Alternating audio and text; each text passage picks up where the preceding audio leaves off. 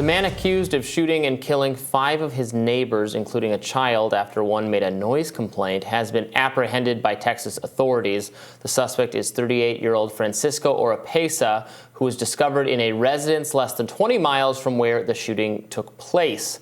According to police, he was found hiding underneath a pile of laundry in a closet. Oropesa has been charged with 5 counts of murder and is being held on a $5 million bail.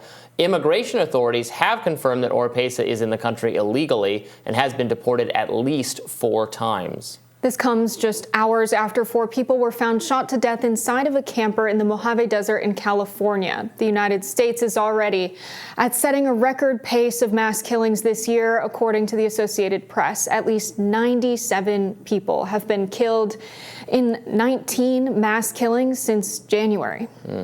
So I'm sure it's coming as some relief to the family, although obviously devastated by these horrific killings. Nothing can make up for that. So he's been apprehended, and actually his wife, it's his longtime partner. They're not formally married, but they have a child together. They've lived together for 12 years.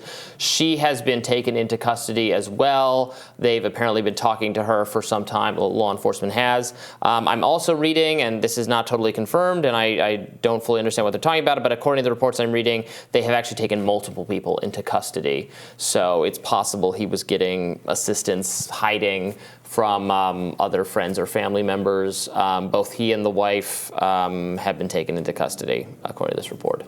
Yeah, it really seems to be the case that he wasn't hiding in his own closet under a pile of laundry, because that was the scene of the crime. He was shooting at his neighbors. The deaths are really traumatic rather. It's a family, a 9-year-old was killed, and the details are horrifying. To hear what went down.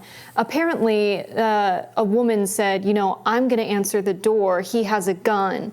He's not going to shoot me because I'm a woman. And she ended up being the first to get shot. Having people in the household die while their bodies were on top of children, saving their lives. Just the details of this are horrific. And the fact that it was a neighbor is more horrific.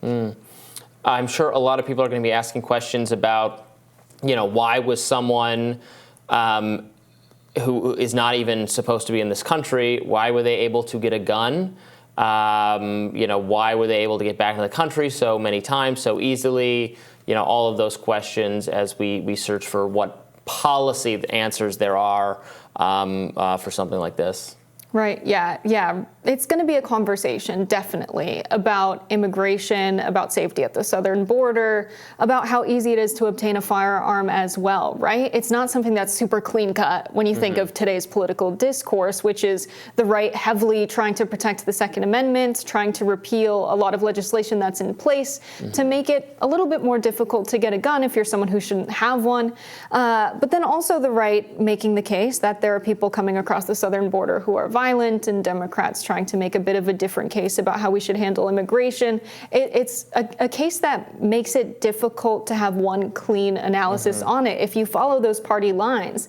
But to me, I agree with a lot of what the sheriff was saying yesterday in Texas. These are the people who live in the area that I'm supposed to be responsible for. People died. I don't care if they were illegal immigrants. I care about keeping people safe.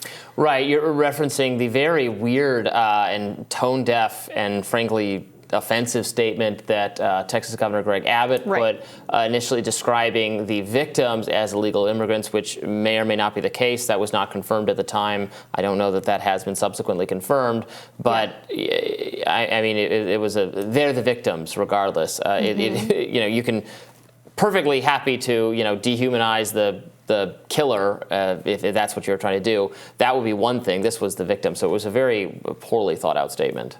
Yeah, absolutely. And just what does it mean when someone can so quickly kill their neighbors? People in the neighborhood were interviewed, and they said this is a guy that was always working, was always helping people out, was a really hard worker. They spoke to his character a bit and said that they were so surprised that this went down, which to me suggests perhaps some kind of mental break, especially concerning that his family was so, ready to harbor him after this happened. When I think about what I would do in that situation, I mean, when someone you love commits an act of violence this extreme, to hide them in your home is a very difficult decision. I mean, if you gun down children, I would turn you in, even if you were a family member. I think most people would. I think most people would. It's. I think I mentioned this when we talked about it the other day, but I'm struck by the fact that it often gets less attention when it's not tied to some political motivation, but people, violence, domestic violence, partner violence is very common, violence between neighbors, violence at the workplace. These are all problems that we have in the United States, actually with much more frequency than, political terrorism or something like that. And we have to talk about strategies for improving people's mental health, improving their well-being. There are a lot of theories tied to the crime dip that occurred in the so crime was very, very high up until the early 1990s, and then it declined very rapidly in the latter part of the 1990s and then through the aughts, and it's gone up a little bit lately, and depending on where you are, it's gone up quite a bit. But people have always tried to explain what was the reason for the really dramatic drop in the violent crime rate nationwide from like in 1993 to a few years later. It had dropped dramatically. And some people will say that's like, lead pipes being torn out. That's air conditioning being finally available pretty much everywhere in big cities. Things that things that drive people to wrathful anger, being slightly improved, can actually make a huge difference in terms of the rate of violence. Right. Decreasing people's stress and increasing their quality of life, I think, is an overlooked solution to violent crime in our society. There's interesting economic analysis that suggests there's a strong correlation. We don't know if it's a causal relationship, but it's strong enough that it means something. That where there are bowling alleys, there are less deaths of despair. So people dying of suicide, of drug overdose, etc.